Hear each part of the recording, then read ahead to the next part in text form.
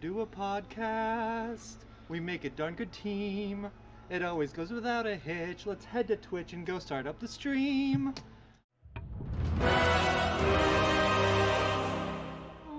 Do you want to do a podcast? It's the Nerd Glasses Podcast. Let's start now. Hi everyone and welcome to the Nerd Glasses Podcast. Come? Alright, I'll do my own bits myself. Oh wait, no silence. We're doing it. Get off the road.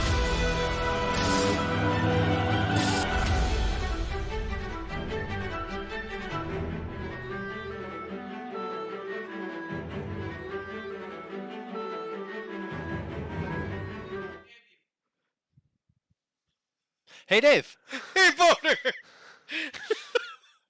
So, aside from that technical question that we almost had, I have a little bit of chemistry for you. Okay. So, butane, which is a gas at room temperature. Yes.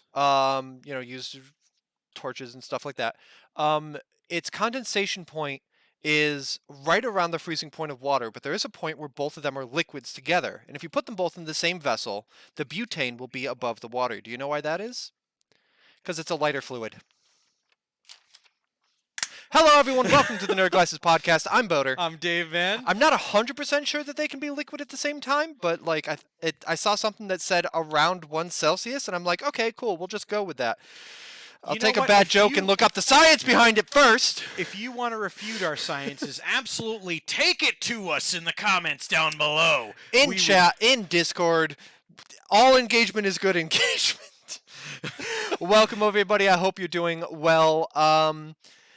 Dave, normally I start things off with a Twitch ban, someone who's banned over the last 7 days, but I'm actually going to hand it over to you because nobody of note was banned.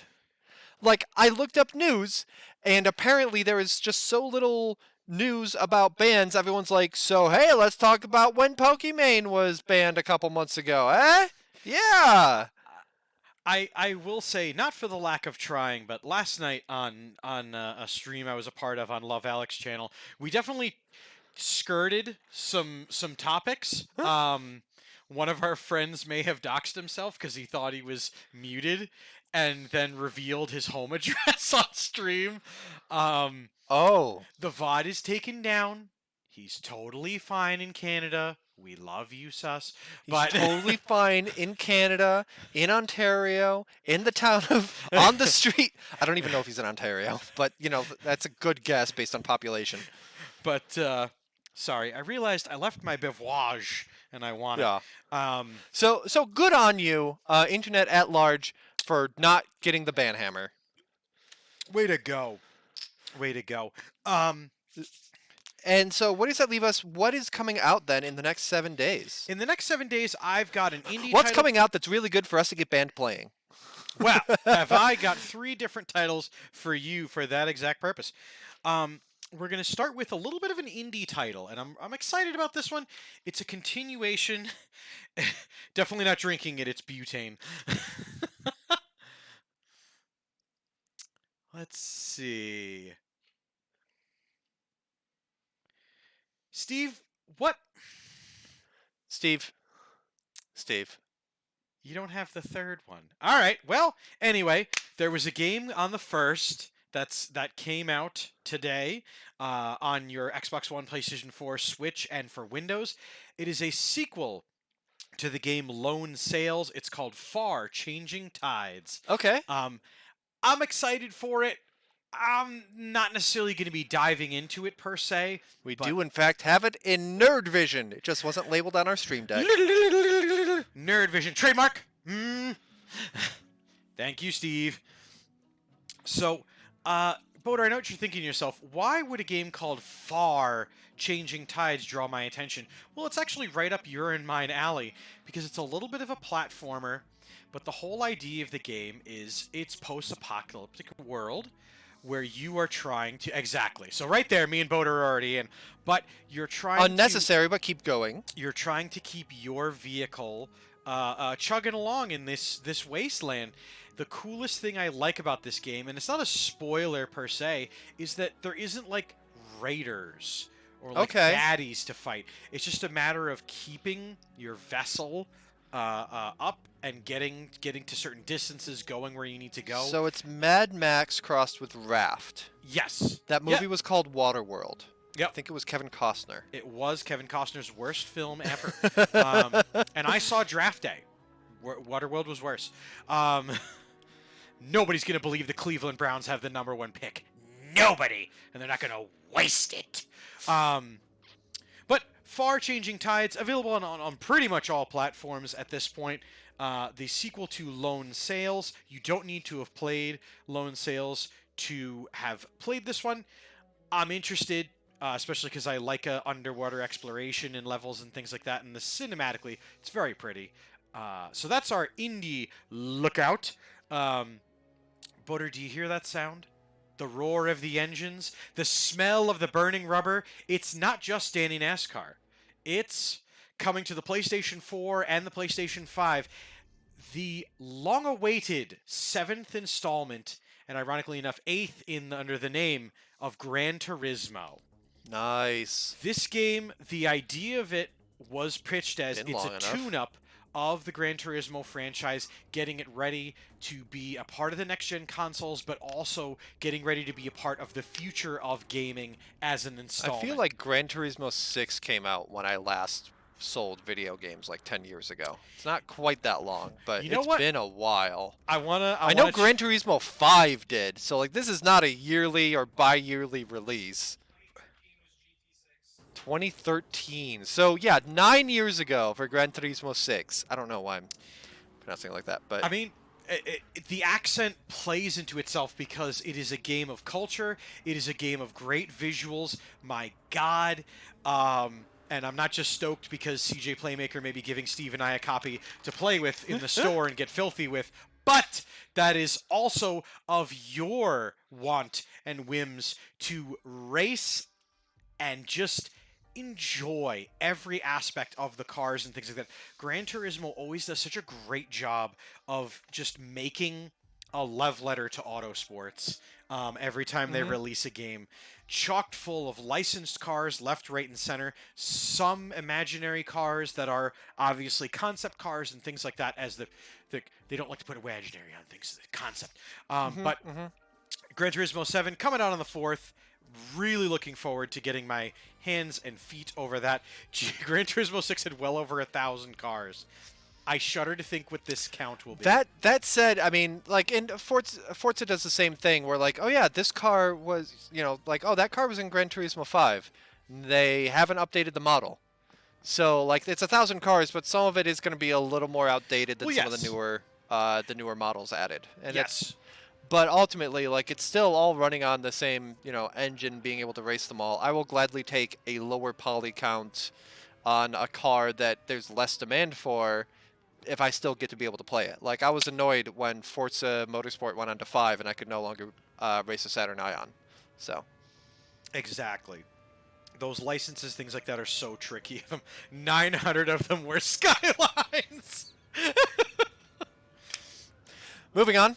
So the rubber was burnt, and now you're left thinking to yourself, but what of the story? What of the adventure? What am I going to sink my teeth into? I need something meaty, something that'll take me about 50 hours to get through as a completion. We'll look no further than to your Nintendo Switch for Triangle Strategy. This game was teased last year on one of the Nintendo Directs. It's a Square Enix title. So no matter how well it does, they're going to say it underperforms and they're not going to pay the devs. Bungo! However, this one is going to do exactly what they did with the other ones. I'm really looking forward to this one on the idea that the storyline itself, instead of your main character being an integral part of every single thing that's going on, you are actually family. There's a trio of warring factions. Triangle Strategy, here we are. And you are actually friends with a general in one of them. You are related to a member of a different army, and you are childhood friends with another general of another general or officiant in another army. This all being fought after a couple years after a war has started, and it is over the resources of salt and iron. And the reason I say that I'm kind of excited about that is it's not shiny rocks. Square Enix finally made a game where I'm not trying to collect the shiny shards of and bringing those together. Okay? Joke's on you. The salt will be in gigantic shiny crystals. If I'm playing that game and I'm like, look, it's a crystal, just gonna throw my Switch. Final Fantasy 3 houses, you're probably not wrong. I think the same joke was made when it was announced. But yeah, just worth stating again. Demon Dragon, you're not wrong. It is Final Fantasy 3 houses, but doesn't that sound good on its face? I mean, really. So that's all the games that are coming out in the next 7 days that really caught my attention. I am going to make it a point to try to capture more indie devs and indie games as a snapshot of this. But when things like Gran Turismo 7 are dropping, you just it's hard not to mention those as well. What have you been playing the last 7 days? What games have you been sinking your teeth into? So it's actually what game has been sinking its teeth into me more specifically. Oh yes. I was stoked about this, to be totally honest, and as Boder can attest to, we're doing this because we want to interact with you and want to hear from you. And so one of my friends messaged me and said, "Oh, are you going to play Elden Ring? I would really like to watch you play." I'm not going to lie. Didn't really say think I was going to get it on day one. I was probably going to get it like this weekend and play through and things like that. And Friday, during that big-ass snowstorm, I drove my ass all the way to a store because nothing was open till midnight anymore for me to get a midnight release of something, and I'm not buying a digital copy of a From Software game. I want to be able to hold the case and truly know that it has bested me, and one day I'll be able to look at it and go, "Ha! I won a small victory." Hasn't happened yet. Will soon. And then the case flies out of his hand and hits him in the face and cuts his cheek open. The case turns out to be a mimic and just eats my hand, exactly. But Elden Ring, oh my god. For my $60, I've been hearing so much good stuff about it. I haven't actually watched any gameplay, but I go on YouTube and everyone's playing it, but it's also like, okay, yes, all the influencers are playing it. Call Me Kevin is doing something absolutely stupid in it because that's his brand. I'm seeing Jacksepticeye, Markiplier, a ton of people playing it. I'm like, okay, influencers are playing it and are probably like paid to do so, whatever. I'm gonna bet that you probably weren't paid to play it. What do you think? How are you? So, as you know, I'm not a completionist gamer. I'm not somebody that has a great amount of skill in one particular aspect of gaming and things like that. This game is kicking my ass up and down this countryside, and I'm having a blast. Because From Software establishes from the beginning, you're going to lose. There's nothing you can do about it. There's always going to be a bigger fish, and it's always going to just stomp on you. And I love it. I do. I'm having a great time with the experience. The different classes that they've offered that are similar and akin to other From Software games and things like that. The fact that it's an open world as opposed to these dark, murky corridors and things like that. The game manages to still have that ambiance of this is a terrifying world and you're not in control, while still being just cinematically beautiful everywhere you turn. It's awesome. Well worth the $60 no matter what console you get it on. I know friend of this channel and friend of this program, Anticlaus Prime, has been trouncing it on. His PS5 copy got delayed, so you did what any responsible adult does, and he bought a PC copy, and he's been playing that. And now his PS5 copy came, and now he's going to trounce it on that. Okay. It's good. And if you're in for that sort of challenge thing where there is a solution to the puzzle, but the game's not going to give you any help with it, you got to muscle it through yourself or read guides. It's so worth the money. It's so worth the time. It's not my kind of game. I've tried playing Dark Souls 3 a few times, and it's only fun when I'm doing it on stream and everyone can observe how terrible I am. In a vacuum, I can't. But it's really cool to hear that even for people that generally that's not 100% their genre of game, that you're enjoying it so much. I do want to look How much is the story actually? So we talked a little bit last week about like story versus just the world building of George R. R. Martin and so forth. Like, how much is that factoring into your gameplay, or is it just like, oh, I'm going around, I'm hitting stuff, and I'm dying, but I keep hitting them? So far, I really haven't run into the plot itself hasn't really revealed itself to me. Okay. I was they were given the overarching world, and then they showed where you come in as a character in a cutscene, and then they literally are like, by the way, it's your part now, go. Nice. Like, and they just kick you out, and now you're on your way. There is a part of the game where they figure out what tier player you are, whether you're a psychopath or 99% of the world. And if you can face this one boss off, you don't get like a bunch of plot and exposition because you already have the skill set. Like, so I did get a lot of like things like that. You die, and then the game's like, oh, like you're don't feel bad. Here's what's going on, you and everyone else, and then you see like the world opening up around you. Okay. So, I haven't really seen any. Let's just say there hasn't been like any like anyone who's been like, well, you better go to the snow-capped mountains, like, you know what I mean, like, you know, like, oh, you better take the throne. Well, yeah, no, I wasn't necessarily expecting that kind of thing, but yeah. No, but it would be very against From Software, and to be honest, George R. R. Martin. But yeah, thankfully, the game itself is well worth the investment if you want to put the time in. Nice. I'm still working my way through Control Ultimate Edition. That includes the DLC. So I finished the game. Yeah. Before I finished the game, at one point it says, you know, through the hotline that normally either the board or Director Trench contact you through, Yeah. you get something from Alan Wake that transitions you into the AWE DLC, which deals with the events of the game Alan Wake, the Bright Falls AWE as it's referred to in that game, and I really enjoyed playing through that. I'm almost done with that DLC. But it's really cool because it's like it becomes a horror game. Like, it uses darkness as a gameplay kind of thing. Like, there's creatures that work a lot better in the dark. There's obstacles that you need to like grab a floodlight and burn them away.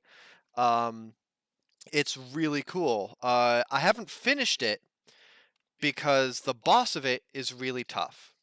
And Dave, I messaged you kind of out of the blue and said, yeah, I don't know how he is in Alan Wake, but the character of I am hating in Bright Falls, in AWE. And you responded something along the lines of like, yeah, he's an asshole. And I'm like, yeah, that he's tracks. an enormous asshole. He literally does that manipulative thing where he's like, well, this famous author, Alan Wake, is mentally unfit and he has to be under my care, and he signs him away and like seals him off from society. His manager, who's Barry, God bless you, Barry, who's trying to find him, can't, and like, what a shithead. Like, and for entirely different reasons. Like, he is, without explaining how it becomes such, he is the final boss of that DLC, and I cannot beat it. Now that I've gone back and I've finished the game, I probably could, but I'm also working on finishing the Foundation DLC, which I'm probably about halfway through. It is good, it is lengthy, it is meaty, it's going into the backstory of the Federal Bureau of Control. It goes off into its own area, does its own thing. Actually, both of them do. The AWE one makes the investigation sector as an old abandoned sector, and the Foundation DLC goes to the Foundation, and it goes into the history of the Bureau and of the oldest house, and it's just really cool. Excuse me. So I'm really enjoying those, but not quite done with them. I might have more to say when I do finish them, but that's what I've been playing, is working my way through the DLC of that.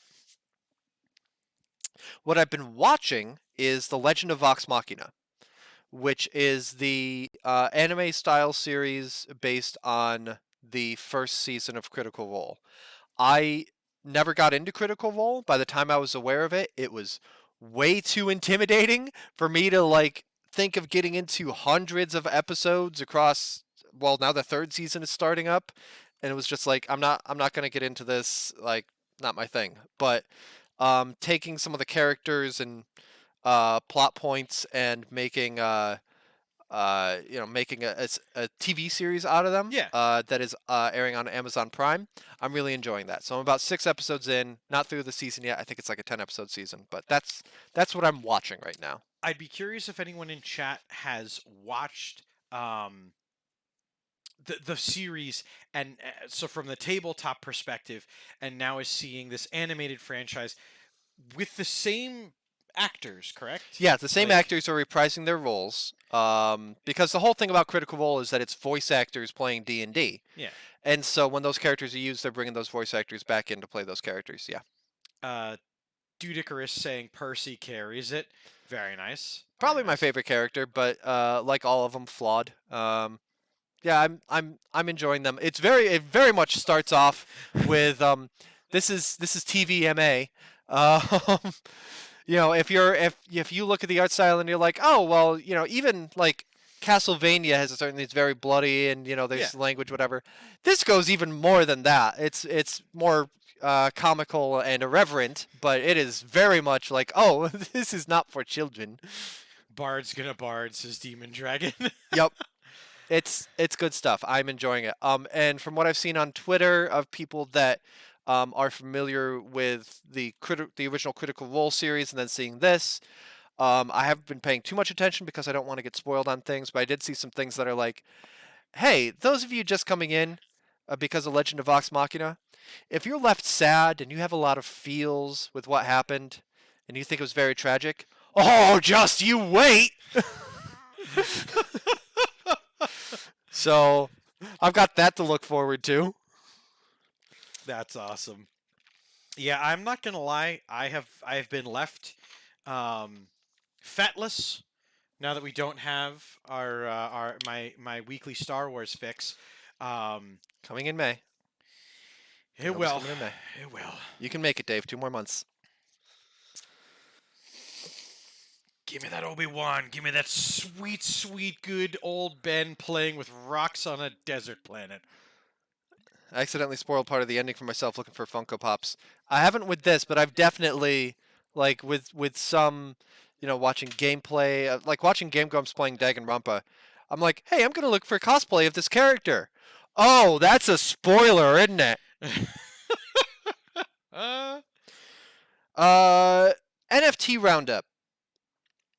We both noticed this one, actually. So, Gabe Newell, creator of Valve and Half-Life, all that. Basically, a cool gamer billionaire. Or whatever. As you remember, Steam banned the sale of blockchain-based games on the platform back in, I think, October. Anything that uses cryptocurrency, anything that mints NFTs, all of that, say no, none of that. And now that he's making the rounds with the Steam Deck, now that that is coming out, when does the Steam Deck itself come out? Isn't that this week? March 7th are the people that ordered them going to be getting theirs, and then this is technically one of the other stories, but just to elaborate for a second. Yeah. If you are one of the people that was on the list to order them or have them back ordered, you're going to be getting a monthly update on where you are in the queue to get them, because they want you to have the Steam Decks. They're not just holding on to them because there was a long rumor that like, oh, the Steam Decks are awful and they're not. Valve isn't as mad about it, and so they're not releasing them. No, they're just chip shortage. It's just not happening. Yeah, so they're trying to work their way through it. So while he's doing the media roundup for that, a few different outlets were talking to him about blockchain. So like Eurogamer was talking to him about like blockchain and NFTs. And while he was mostly talking about crypto and blockchain in general, this can apply to NFTs as well. He said blockchains as a technology are a great technology, that the ways in which have been utilized are currently all pretty sketchy. People who are currently active in that space are not usually good actors.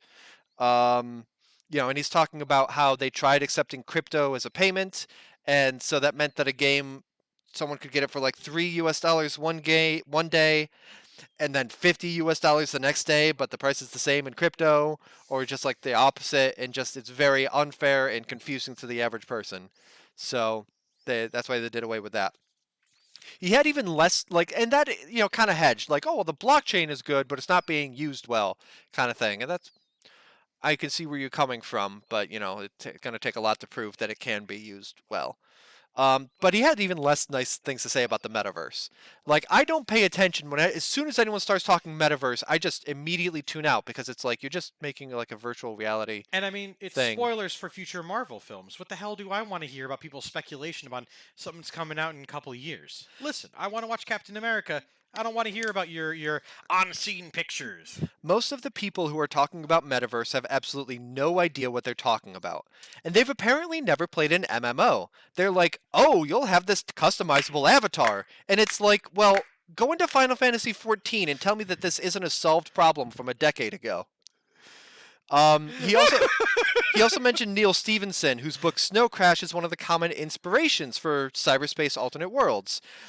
Despite Snow Crash, as well as Neuromancer by William Gibson, being dystopian works that say, this technology is bad, don't use it, they're like, but what if I did use it?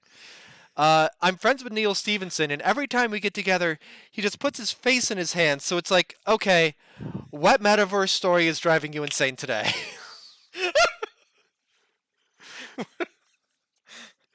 It's like, here's a guy that actually knows what he's talking about when it comes to digital things.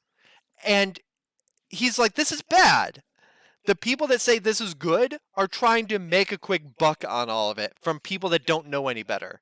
He knows better, and he says, this is bad. This is dumb.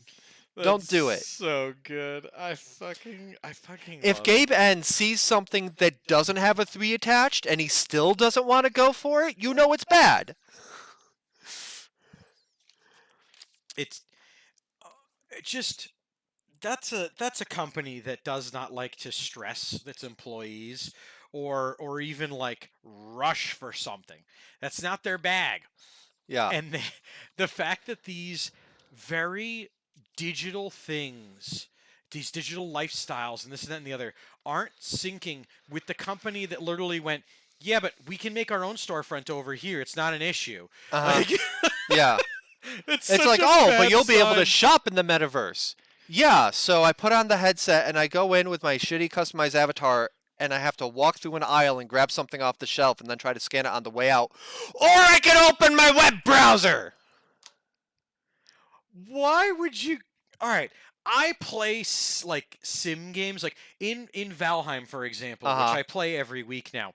I like being the one to do the smelting. I like to do the metalwork and this and that and the other. It's tedious and it's nothing. Why in God's name would I want to go from a digital storefront where I just click a couple times and then have the thing I want to actually having to gear up my VR to purchase something as the only way of getting it?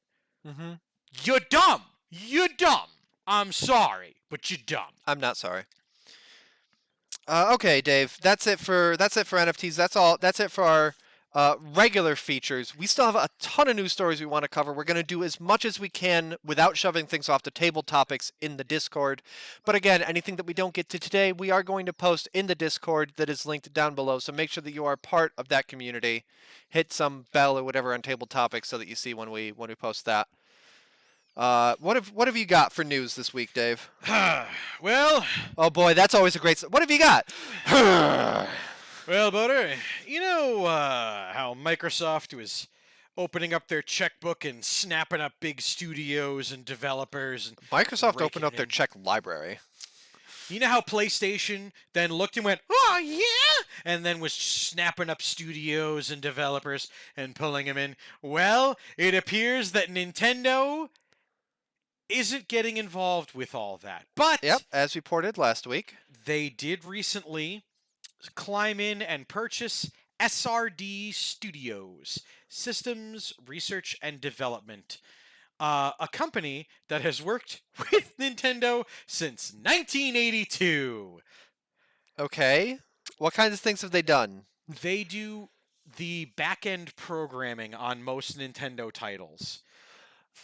So actually, so they haven't actually been Nintendo.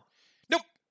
Nope, they're just a firm that Nintendo works with to do some of like the coding on the back end to clean up code lines, things like that. The last game, by the way, that they worked on with Nintendo was Game Builder Garage. They are a separate studio. They were a separate studio, and they did do a lot of cleaning up for AAA studios, things like that, and a lot of it was white tag work. Okay. In looking in development, where like it could have been code for KOTOR, it could have been code for this or there, but Yeah. they basically get code, they clean it up so it works, and then they send it back. But Okay. Nintendo realized that they wanted to strengthen the management of SRD and then open resources for Nintendo to use so that games that we're going to be talking about later that they're dropping this year can, get done on time and be good. They shared an office beforehand, though. That's true, Dudicrous. That's true. But they were a separate entity. But it's so weird that they were technically separate, even though they were doing something so integral, and for so long. And it, excuse me, it feels, I don't know, kind of in line with how just outside of our familiarity, a lot of these Japanese game publishers work. That like Konami will do their own thing that makes no sense to us, but it's what works for them. And as much as Nintendo is big and mainstream, they will do things differently too. So it's interesting. Like, good for them finally bringing it in house. But what took you so long? It does. I forget. Steve, you and I were talking about this actually because it would like broke like Saturday or Sunday, where it was one of those things of like, God knows, like the Nintendo executives were sitting there probably like at fucking lunch, and they looked over and they're like, "Hey, who's that kid? Oh, they work for SRD." And then like they looked at the headlines with like PlayStation and Microsoft, and then we're like, yeah, one like checked his pager where he had a question for like, "What are you guys buying?" Them, I guess. I don't know.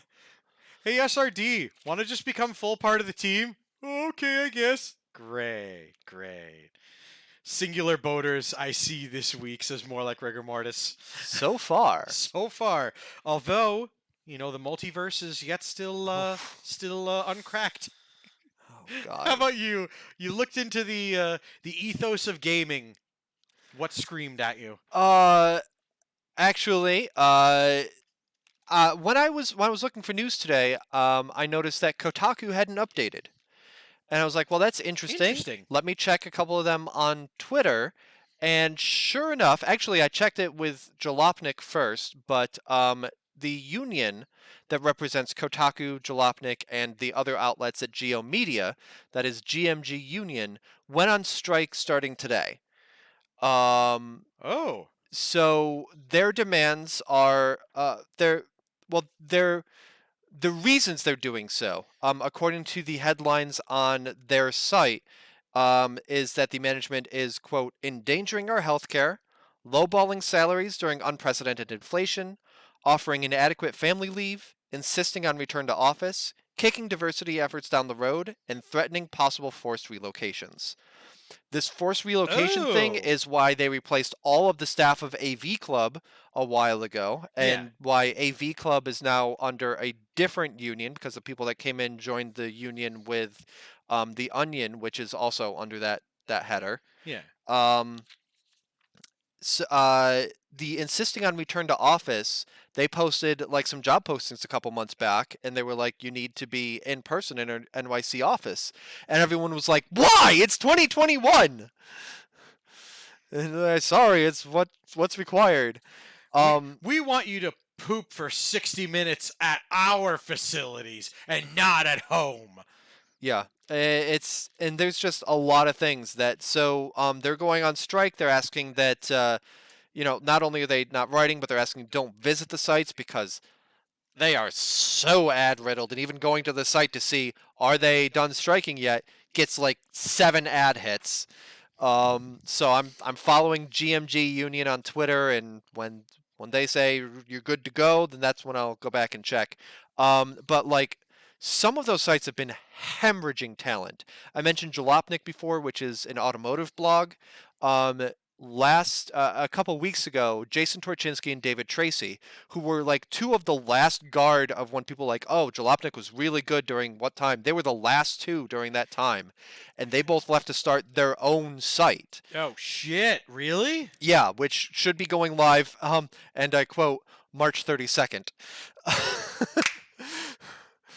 Yes. I'm looking forward to that. They were both fantastic writers. The editor said something like, "Oh, and for those of you saying, well, we're not going to read anymore, shove it." And we're like, "Wow, editor in chief, that is not a good look." And sure enough, he left a couple days ago. These sites are hemorrhaging talent. There are one or two writers at Jalopnik that I will still go and check out, see if they're writing anything. But like, I mean, half of Kotaku's articles yesterday was one guy with updates about playing Elden Ring, and a quarter of the rest were talking about Horizon Forbidden West. But like it's rough right now because like people are leaving these places left and right to go to places that actually appreciate them. And before they become shells of what they were, like Deadspin did, they're like, okay, stuff needs to change. And they weren't compensating properly for a New York City apartment either. That's right. Yeah, they were asking they were doing like a salary of 45 grand or something for a New York City in-person thing, which is not good. You wouldn't. You'd have to have like 3 roommates Yeah. to afford rent, and that's not even food. And that's for a 1-bedroom apartment. Yep. Yeah. You're screwed. You know what? That's why they want you to work at the office. So you can sleep on the futon in the break room. You can sleep on the futon in the break room, or you work hard and enough. they make the office a company town. You get. Oh God! The new Great Depression. I mean, Amazon is literally trying to bring company towns back. In the case of industry, unrelated giants, to this, but yeah. What's the thing I was saying to my coworker earlier this week? But it's off of social media. Sometimes it may be good, sometimes it may be shit. Like, yeah, could be, it couldn't be. But in this case, yuck. So What yeah, the so fuck? stories that I found are ones that Kotaku published before, from yesterday and going back, or that I found on like Eurogamer, PC Gamer. I've already quoted. So, don't cross the picket line. Don't go to those sites until follow a couple of the writers that you enjoy on those sites. I follow a few Jalopnik writers, and I'm following the Union. When they say it's good to go back there, then I'll go back, and hopefully it's cleaned up a bit. But if not, well, rest in peace. Those sites, they were good while they lasted. There's always a new collection of articles and great writers and things like that out there. They're not as easy to find sometimes. You got to really like search for hotkey items, this and there. But once you find these writers, things like that, follow their personal social medias. They'll be posting somewhere. They're going to continue to do the work that they enjoy and clearly have some talent in. It is not hard when people make a jump.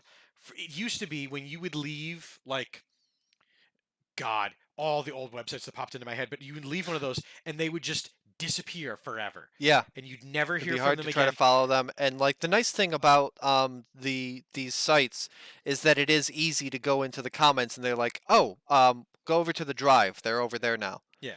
Oh, this person works at Polygon now.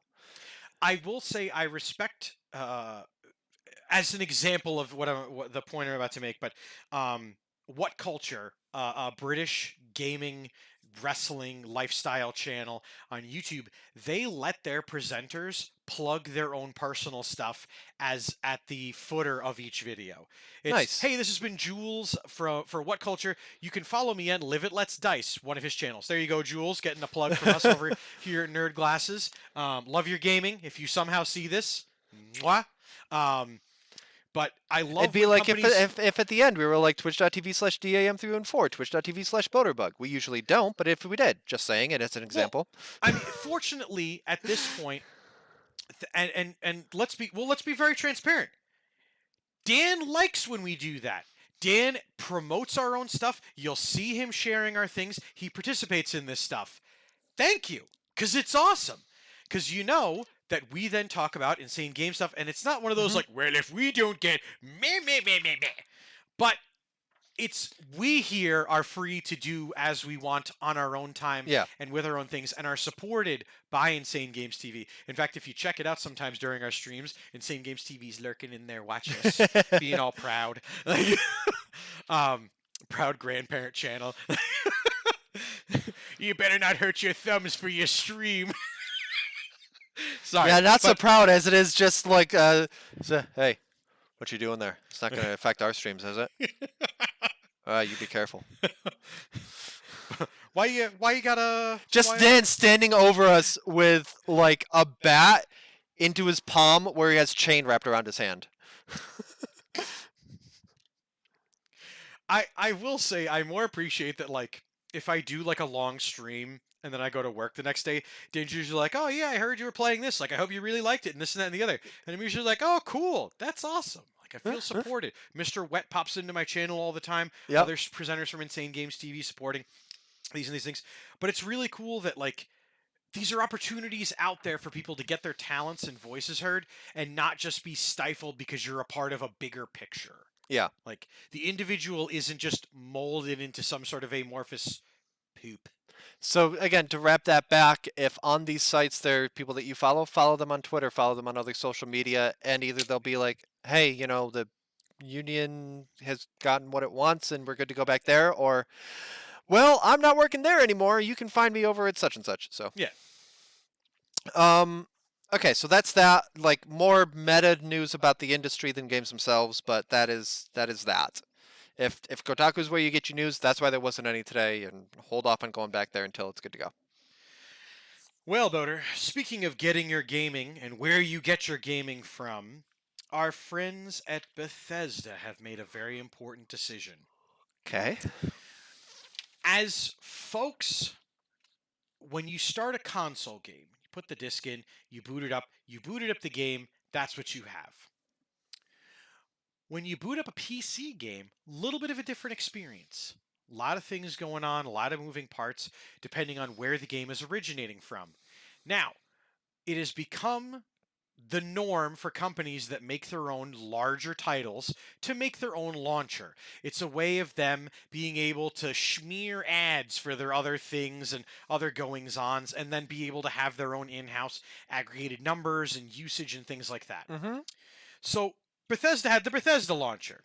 Not a great name, not a great launcher. Okay.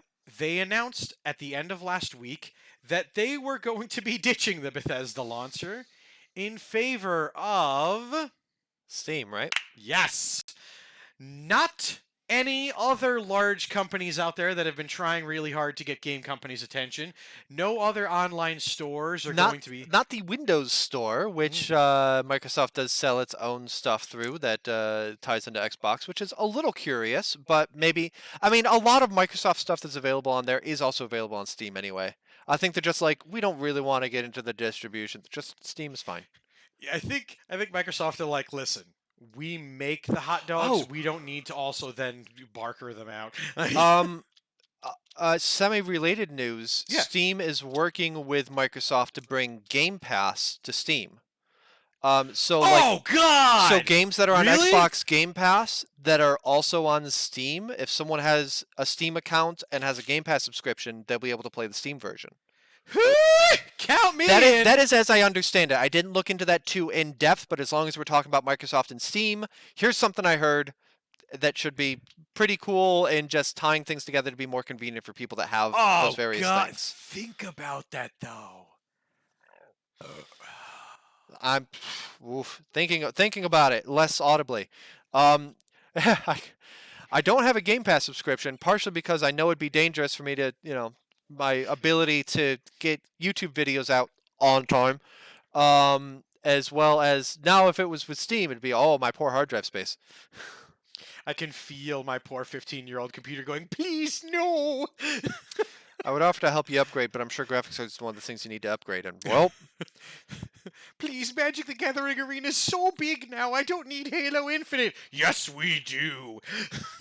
I have Halo Infinite on my Series X. I haven't touched it yet because I want to finish Mass Effect and Control first. But Good and then I'll play through all of the Master Chief Halo games and finish up with Infinite.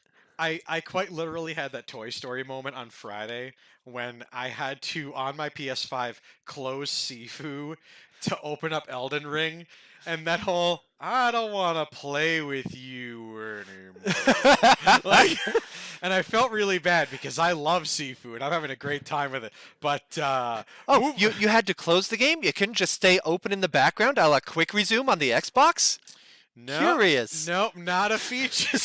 The producer here giving 2 thumbs down.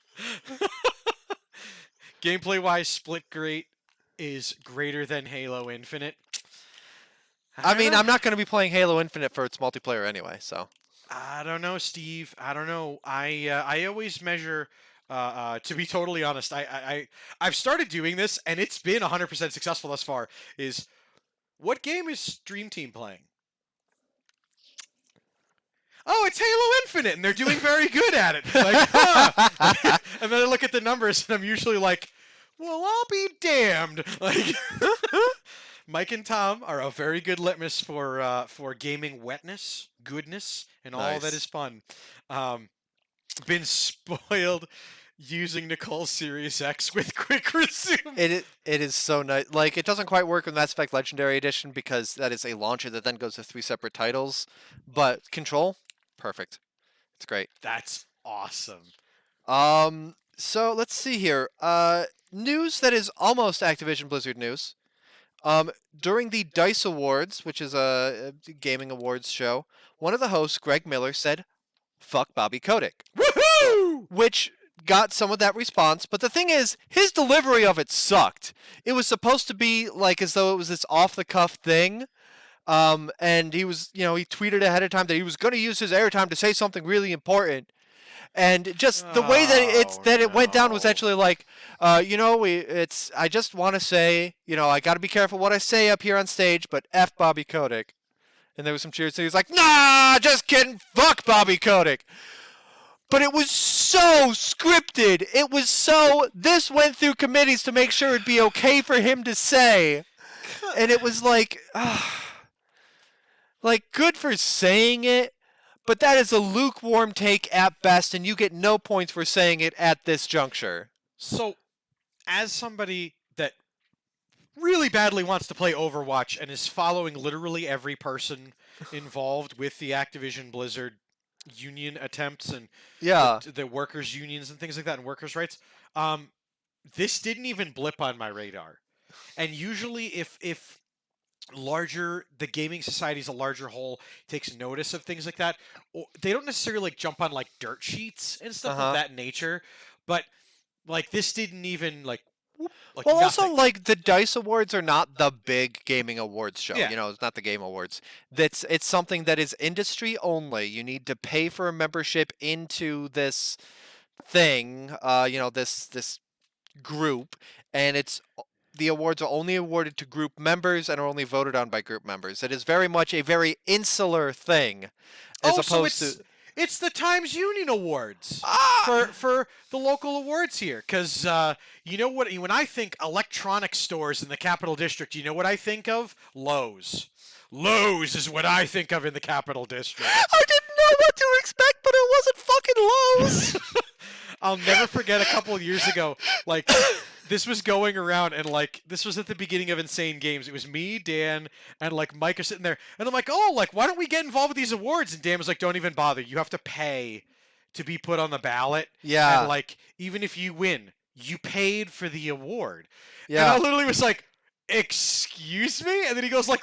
And I looked, and I was like, there's 3 hardware stores on here. Yeah. Electronics store. Ace, the helpful place.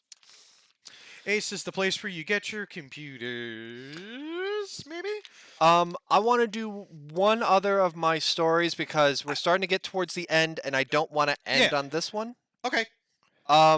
So in the past week, there has been big stuff going on in the world. Yes. Not gonna try to dance around it. Russia invading Ukraine. And as news is sometimes hard to come by coming out of a war zone, it is really easy to share misinformation and misattributed video. I don't want to go too in depth into everything that's happening over there, but not just one, but two instances of people using video game footage to try to represent and say that this is something that's happening there. One of the bits is a clip from Arma 3, which depicts a gunship shelling a building, and the gunship then being fired at by anti-aircraft fire. If you look at the clip in full res, it is very much from a video game that came out in, 2013? If you can check for me, that'd be great. But it gets shared, it gets rebooted. Yep, 2013. It gets shared, it gets rebooted a whole bunch, it gets compressed, it gets passed around, and people who don't know better say, oh my gosh, here's footage from Kiev. It's not. And it's not the first time that Arma 3 has been used as though it were real war footage. No, it's been done so twice before. Once in 2018 by Russian news media for a story in Syria, and previously again by Russian state media in 2017 when they tried to allege that the US was supporting ISIS. So now it's being used against them or something? I don't know. Russia and Arma, man, they've got something going on. Additionally, a clip from the game Digital Combat Simulator World is being used as though it's footage of the Ghost of Kiev, which is a mysterious and unverified account of a Ukrainian fighter pilot who supposedly shot down 6 Russian planes during the initial days of the invasion. The story of the Ghost of Kiev is so far unverified, but something that's given people hope that need it. But footage that you see of it is not that. It is not even realistic if you know at all what like modern fighter dogfighting looks like. I played Hawks and I know it doesn't look like that, and this looks even less. It's wrong. So be careful, I guess, when sharing information regarding current events. Is the footage actually what it says it is? Both of these these clips have been flagged by Twitter as misattributed video file and stuff like that. So at least whatever social media you're on, check and see if it's been verified. If it's something that only has a few likes or tweets on it, it's probably not accurate. Try looking for that same clip on the site in general. You'll find one with 50,000 retweets and it'll be verified or not by Twitter. If you're looking at footage of an active war zone and it's not from a shaky camera on the ground, like if it's a hard cam on a helicopter or a plane or a tank, it's not real. Mm-hmm. Military organizations are not going to give away free footage of them in action. Yeah, because guess what? That's not smart tactics. The Digital Combat Simulator one was filmed as though it were someone with a cell phone on the ground, but if you know what to look for that kind of footage, you're like, okay, that's why that doesn't quite fit. And the Arma one was shot as though it were from like a high rise elsewhere in the city. So it's okay, realistic places the video could be shared from, and that's probably why it fools people so much, but again, after it's been just messed up.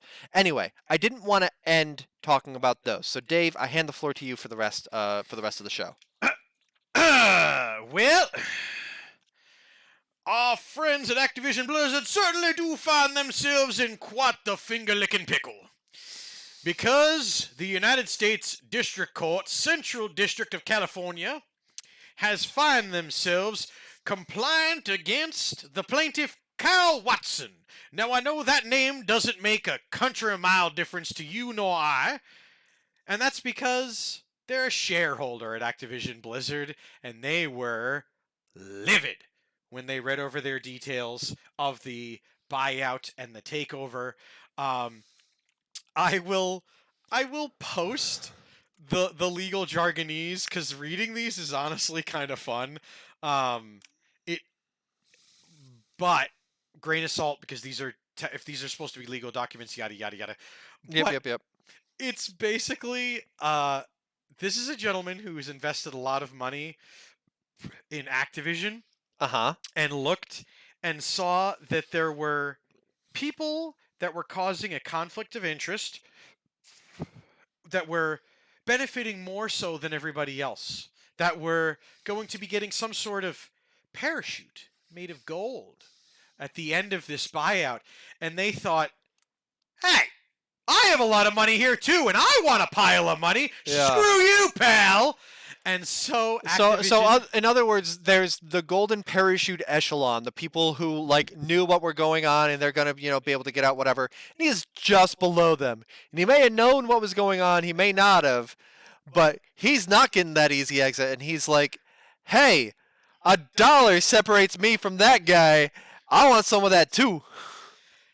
it's legalese wise, it's a lot of just severely combing over all of the nickels and dimes that go into the buyout. And it is essentially that. Hey, how come I'm not being given more money in this? Okay. Yeah. Activision, whereas in previous cases that we have mentioned, say like this is unfounded and there's nothing to be done here, their press response specifically. Hang on, let me pull up the update from some people.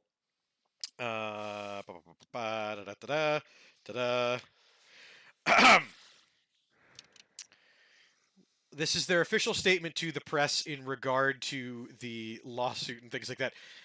We disagree with the allegations made in this complaint and look forward to presenting our arguments in court. Interesting. And I enjoy the fact that in previous times, they're literally like, this is unfounded, there's no reason for any of this, da-da-da. They're literally just like, well, we look forward to litigation going forward. Like, Interesting. That's okay. almost like more if for some reason you're Team Activision, like that is more encouraging. Like that's not just like trying to argue court of public opinion. That's like, okay, we'll see what the evidence says. And that is, oh boy, that is a good move. It strikes me as funny that Activision Blizzard cannot get out of its own way. And the exit door is lit, the light's on at the end of the tunnel, and they're sprinting there as fast as they can get. But by God, do they just keep tripping over their own self-tied shoes? Like, more like rigor mortis. I like the nerd glasses red versus blue aesthetic tonight. It's working well. I actually, as far as color schemes go, I still really like that our color scheme is blue and yellow. Just, I feel like this week they need to be rotated 90 degrees. But still.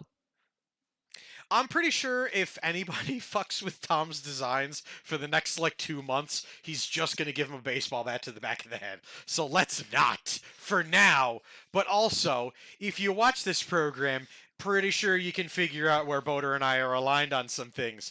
Or if you follow us on our social media accounts. Follow me at twitter.com/boderbug. I've stopped posting my usual shit posting stuff and self-promotion. It is all... Maybe you two need to be rotated 90 degrees.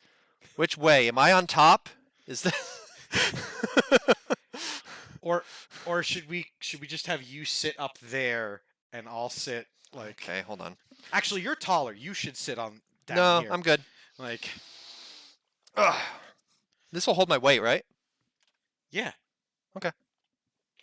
And then I'll just... And then is this the content you wanted? Apparently. Anyway, Dave, what else you got? I'm doing the rest of the show right here. I'm comfy. From the comfort of one's own ass on set. Yeah. I'm just making sure that, my knees, I'm not just man spreading for the camera. I'm making sure I'm a little off angle here. So,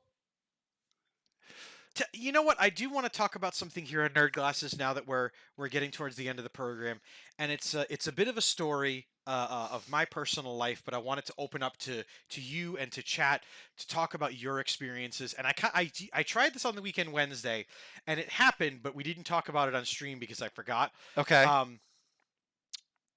Do something nice for yourself in the next 7 days. Come back next week and tell us what that thing was. Something nice for yourself doesn't have to be bought, doesn't have to be time intensive, doesn't have to be labor intensive.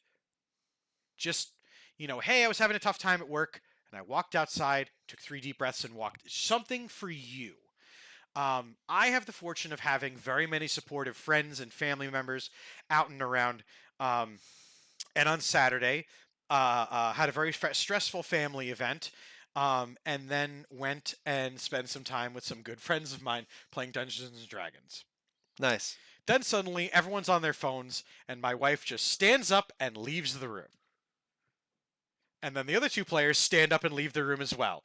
And that leaves me and Joe of Geek for All standing there going, I, ha. Like, so we're gabsmacked, we're flabbergasted. I saw something similar to this once, but I did it and I got a virus on my computer. As far as me being above the... Boo! Boo on all of you!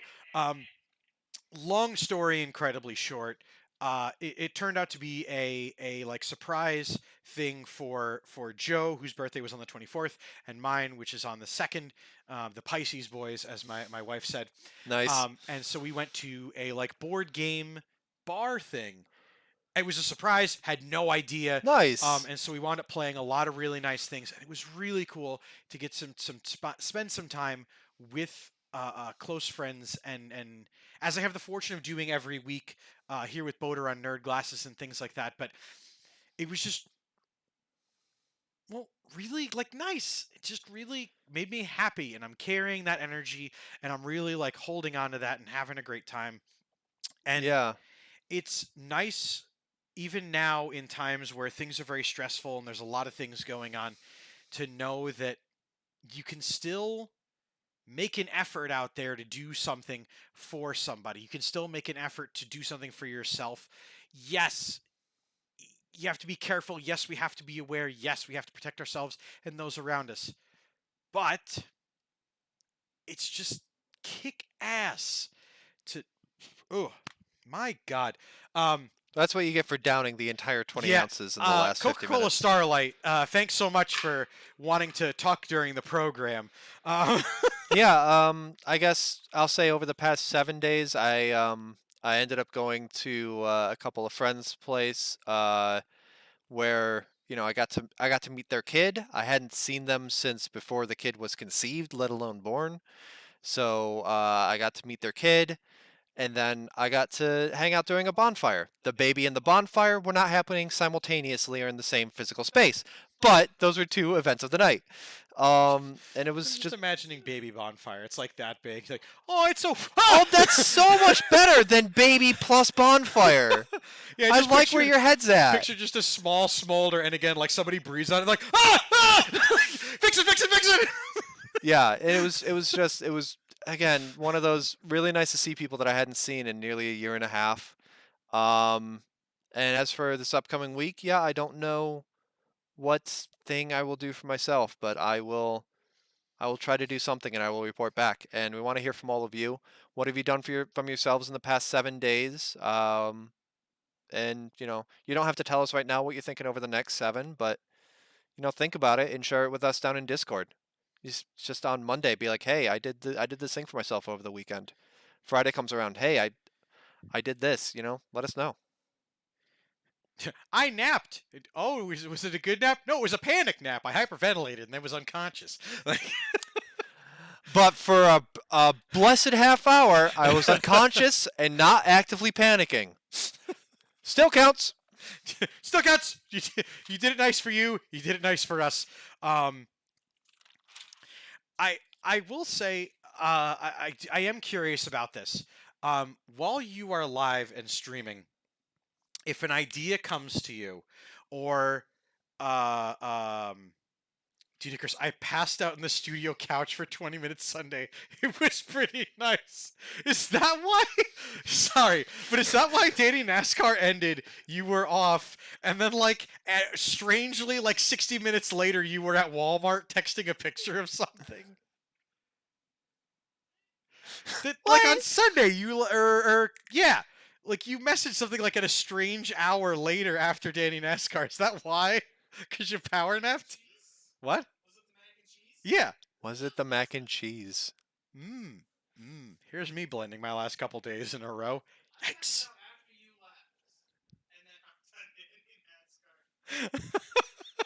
Wow.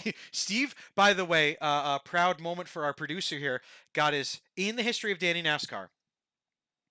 won his first diecast race. So bravo, Steve, taking the checkered flag for yourself and for all us proud losers. And it's been damn good, and we're really looking forward to building the future with Nerd Glasses with you guys. I know I'm bantering, but I really just like getting to do this because we do this off camera, and it's just fun. Help that I need, that I know, and folks that are watching, please take this to heart. And I need some advice because I need some methods that might work better for me than what do. Clips, they're important. You need to have them of your own streams, things like that. I always have this in front of me, pen and paper, and so like I write down a time code or like, you know, oh, we were doing this and this happened, things like that. What methodology do you find easiest for you to remember to make clips or things like that? If I'm at home, I will drop it in a sticky note on my computer, just using the sticky notes app in Windows. If I'm here, I say, everyone hold on a second, and I text a time code to Steve right then and there. Nice.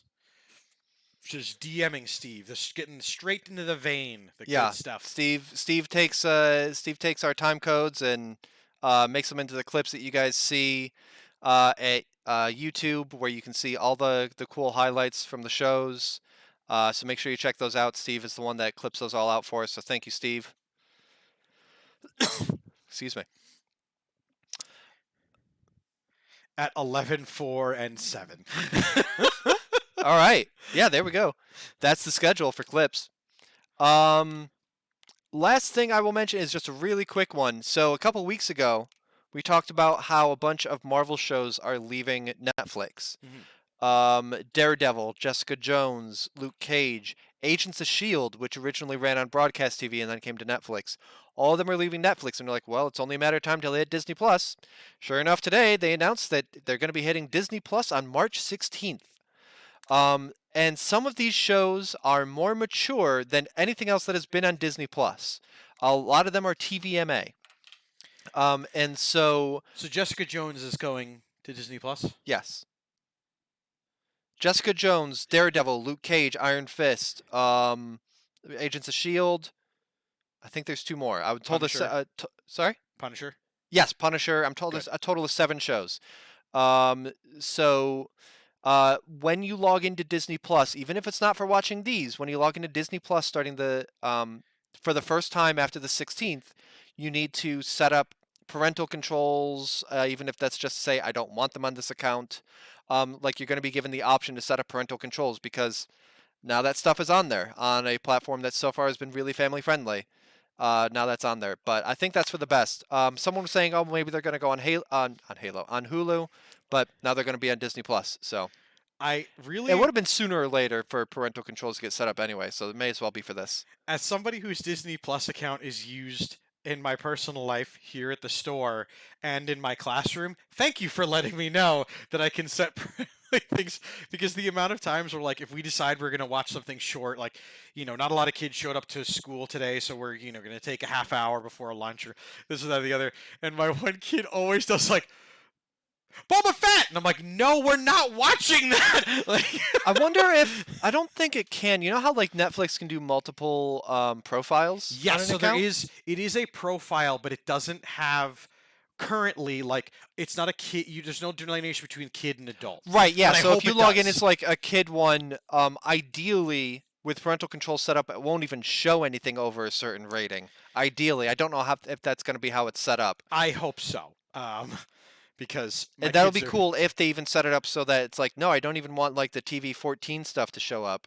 You know, I don't want Boba and Mando to show up when I go into this profile. Yes, I want to watch Bad Bash. Bad Batch. Yeah, that too. Yes, I want to watch Bad Batch. No, I don't want to watch it. Want to watch it Monday to Friday between the hours of 8 a.m. and 2:30 p.m. Nope. Maybe on my lunch break.